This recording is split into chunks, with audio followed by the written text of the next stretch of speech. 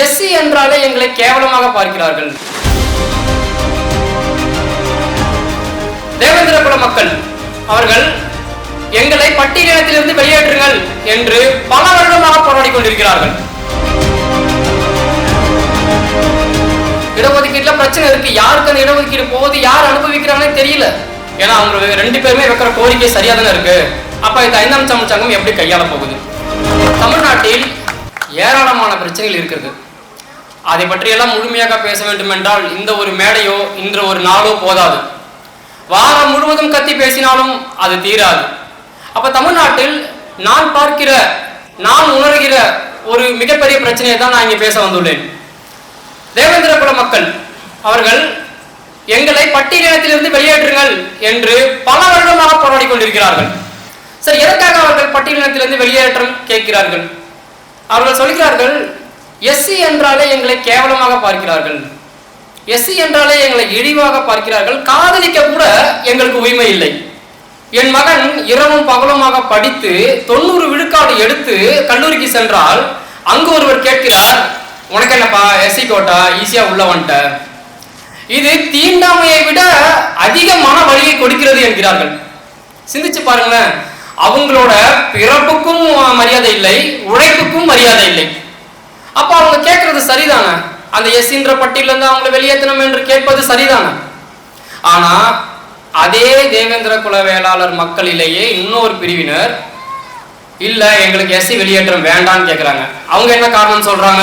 அதாவது வெளியேற்றம் கேட்கறவங்கள பார்த்து இவங்க சொல்றாங்க, உங்களுக்கு என்னப்பா, நீங்க படிச்சு பெரியாள் ஆயிட்டீங்க, ஃபாரின்ல போய் செட்டில் ஆயிட்டீங்க, கவர்மெண்ட் ஜாப்ல போய் செட்டில் ஆயிருப்பீங்க, அதனால இன்னைக்கு எஸ்சின்றது உங்களுக்கு ரொம்ப கேவலமா இருக்கலாம், அதனால நீங்க வந்து வெளியே போகணும்னு கேக்குறீங்க.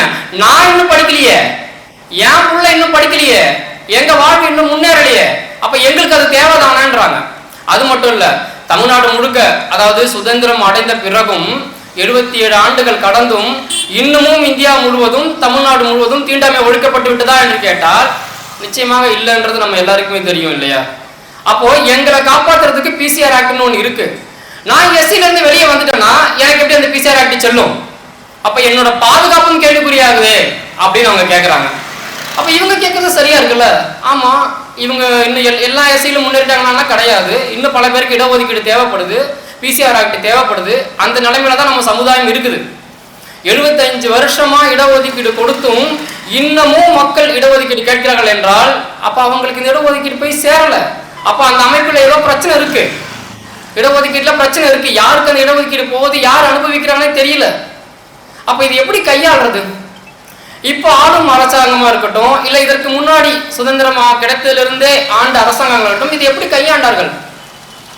எப்பவுமே அவங்க எப்படி பார்ப்பாங்கன்னா, 2 சாதி மக்களை அடிச்சுக்க வச்சுட்டு வெடிக்க பார்ப்பாங்க. சரிங்களா? இப்போ ஒரு படி மேல ஒரே சாதி மக்களை அடிக்க வச்சுட்டு வெடிக்க பார்த்துட்டு இருக்காங்க. ரொம்ப நாளைக்கு இங்க அடிச்சுட்டே இருங்க, நாங்க பார்த்துக்கிட்டே இருக்கோம். சரி, அப்ப இதை நம்ம 5ஆம் தமிழ் சங்கம் எப்படி கையாள போகுது? ஏன்னா அவங்க 2 பேருமே வைக்கிற கோரிக்கை சரியா தானே இருக்கு. அப்ப இந்த 5ஆம் தமிழ் சங்கம் எப்படி கையாள போகுது? அதுக்கு முன்னாடி நமக்கு ஒரு சில சந்தேகங்கள் இருக்குல்ல. அது என்ன எஸ்சி, பிசி, எம்பிசி, என்ன இதெல்லாம் என்ன பட்டியல் இது? இது உள்ள யார் யாரெல்லாம் இருக்காங்க?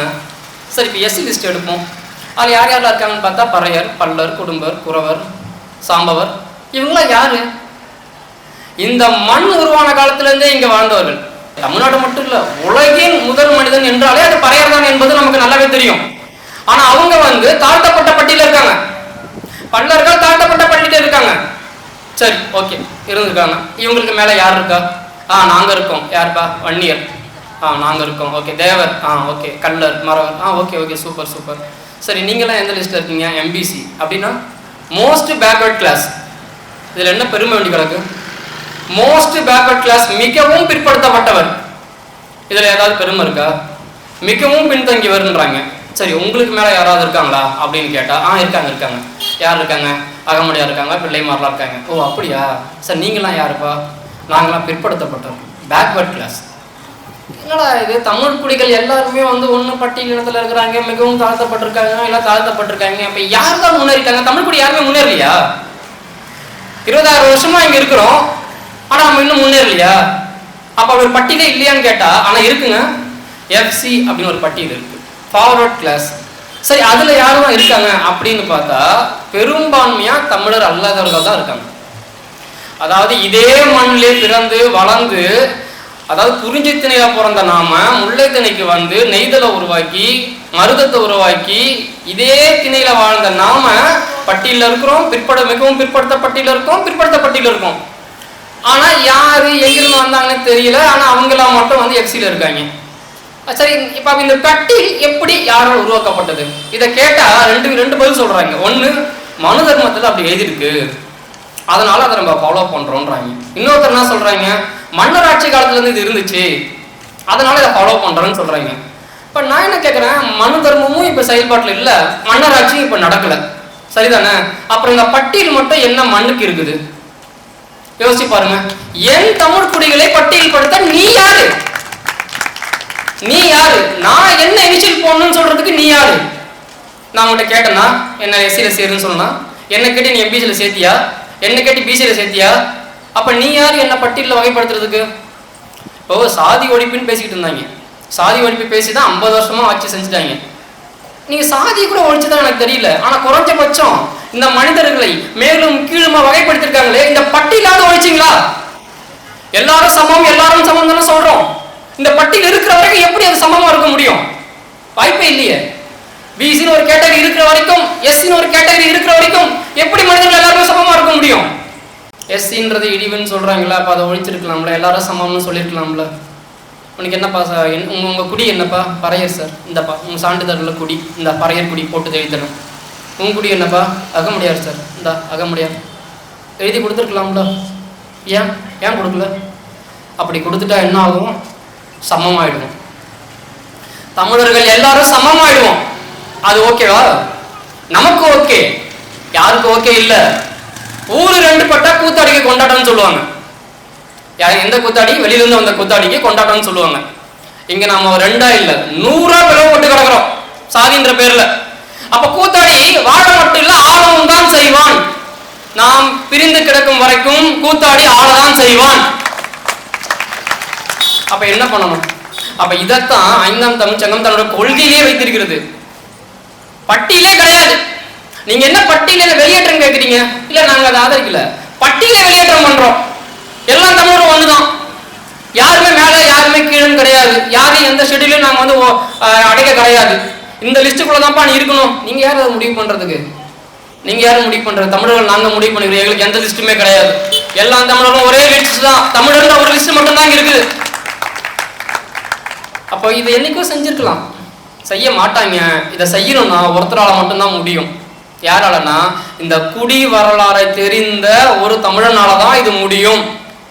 தமிழர்கள் நல்லா இருக்குன்னு நினைக்கிற ஒரு தமிழனாலதான் இது முடியும். எல்லா தமிழர்களும் சமம்னு நினைக்கிற ஒரு தமிழனால மட்டும்தான் இது முடியும். எந்த வந்தியர்களாலும் இதை செய்ய முடியாது. இதைத்தான் 5ஆம் தமிழ்ச்சங்கம் தன்னோட கொள்கையாகவே வச்சிருக்கு. அப்போ 5ஆம் தமிழ்ச்சங்கம் ஆட்சிக்கு வந்தால் இதைத்தான் செய்யும், எல்லாரும் சமம். அப்போ இப்போ ஒரு சின்ன பிரச்சனை வரும் இப்படி பண்ணும்போது. ஐயோ எங்க இடஒதுக்கீடு போச்சே, கரெக்டு தானே? எல்லாரும் சமமாக இருக்கும்போது நம்ம இடஒதுக்கீடு எப்படி கணக்கு பண்ணுவோம்? அப்போ அது ஒரு பிரச்சனை இருக்குல்ல. அந்த பிரச்சனைக்கும் தமிழ்ச்சங்கம் முடிவு வைத்திருக்கிறது, அதாவது தீர்வு வைத்திருக்கிறது. எப்படி பண்ண போறோம்? இப்போ நம்ம என்ன பண்றோம், தமிழ்நாட்டில் இருக்கிற மொத்த மக்களையும் குடி ரீதியா நம்ம வந்து கணக்கெடுப்பு நடத்துறோம். இப்போ பறையர் எத்தனை பேர் இருக்கீங்க? இந்த 10%, இந்த 10% உனக்கு மட்டும்தான் இடஒதுக்கீடு, வேற யாருக்கும் கிடையாது. நீ யாருப்பா? வன்னியர். ஓகே, நீங்க 8% இருக்கீங்க, 8% உனக்கு மட்டும்தான், வேற யாருக்கும் கிடையாது. மக்கள் தொகை கணக்கெடுப்புக்கு ஏற்ப அவர்களின் குடிக்கேற்ப அந்த இடஒதுக்கீடு கொடுக்கப்படும். அப்புறம் எப்படி இடஒதுக்கீடு மறுக்கப்படுதுங்க? இப்பதான் சரியாக கொடுக்கப்படுது. 75 வருஷமா கொடுத்துட்டு இருக்காங்க. ஏன் இன்னமும் இடஒதுக்கீடு கேட்டுட்டு இருக்காங்க? ஏன்னா அவங்களுக்கு போய் சேரல, குறிப்பா தமிழ் குடிகளுக்கு போய் சேரல. அதுதான் இங்க பிரச்சனை. அப்ப இங்க எப்படி இருக்கு? எஸ்சி பட்டியல் இனத்தவர்கள் வந்து 18% இடஒதுக்கீடு கொடுத்திருக்காங்க. அதுல 3% உள்ளி இடஒதுக்கீடு யாரு? அருந்தியர் போன்றவருக்கு. அப்போ மீதி இருக்கிற 15%ல 100கணக்கான குடிகள் அடிச்சு பிடிச்சிட்டு மேல வரணும். இதுதான் இன்னைக்கு நிலைமையா இருக்குது. அந்த 15% பல்லர், பறையர், குடும்பர், குறவர் எல்லாருமே அதுல சாம்பவர் முதல் கொண்டு எல்லாருமே அதுக்குள்ளதான் வரணும். அதனாலதான் இன்னைக்கு இடஒதுக்கீடு சரியா போய் சேரல. அப்ப நம்ம எப்படி கொடுக்க போறோம்? அவங்களுடைய மக்கள் தொகைக்கு ஏற்ப அவங்களுக்கு இடஒதுக்கீடு கொடுக்கப்படும். அப்போ அந்த இடஒதுக்கீடு அவங்களுக்கு மட்டும்தான் போய் சேரும், வேற யாருக்கும் கிடையாது. இதை என்னைக்கோ செஞ்சிருக்கலாம்ல. தமிழர்கள் முன்னேறும் நினைக்கிற யார் வேணாலும் அதை எப்பவோ செஞ்சிருக்கலாமே. 1 வருஷமா 2 வருஷமாங்க, எத்தனை வருஷமா ஆட்சி செஞ்சாங்க? மார்த்தட்டி சொல்லுவாங்க, நான் 5 முறை முதலமைச்சராக இருந்திருக்கோம், நாங்கள் வந்து 4 தடவை முதலமைச்சராக இருந்திருக்கோன்ட்டு. இருந்தீங்க, என்ன செஞ்சீங்க? தமிழர் அல்லாத எல்லாரையும் தமிழ்நாட்டில் வாழ வச்சிங்க. தமிழர்கள் எங்கே இருக்கிறோம்? இன்னமும் ஒரு பட்டியலிருந்து வெளியேற்றம் கேட்கணும்னா எங்களுக்கு இடஒதுக்கீடு வேணும்னு கேட்குற நிலைமையில தான் இருக்கிறோம். இது யாரோட தப்புங்க? யாரோட தப்பு? ஆட்சி செஞ்சவரோட தப்பா?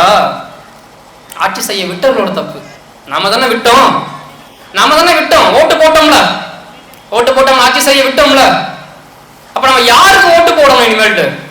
அப்போ எந்த மாதிரியான வேட்பாளர் நம்ம தேர்ந்தெடுக்கணும்னா, நம்மோடு வாழ்ந்த சக மக்களாக வாழ்ந்த வேட்பாளர்களை தேர்ந்தெடுங்கள். அப்போதான் கேள்வி கேட்க முடியும். இன்னைக்கு தேவேந்திர குல வேளாளர் மக்கள் கேள்வி கேட்க முடியல, போராடிக்கிட்டே இருக்கிறாங்க. அதுக்கு ஏன்னா அவங்க தேர்ந்தெடுத்தவர்களிடம் அவர்களால் கேள்வி கேட்க முடியவில்லை. அப்ப இனிமேலாவது நல்ல வேட்பாளர்களை தேர்ந்தெடுங்கள், நல்ல ஆட்சியர்களை தேர்ந்தெடுங்கள், நிம்மதியாக வாழுங்கள்.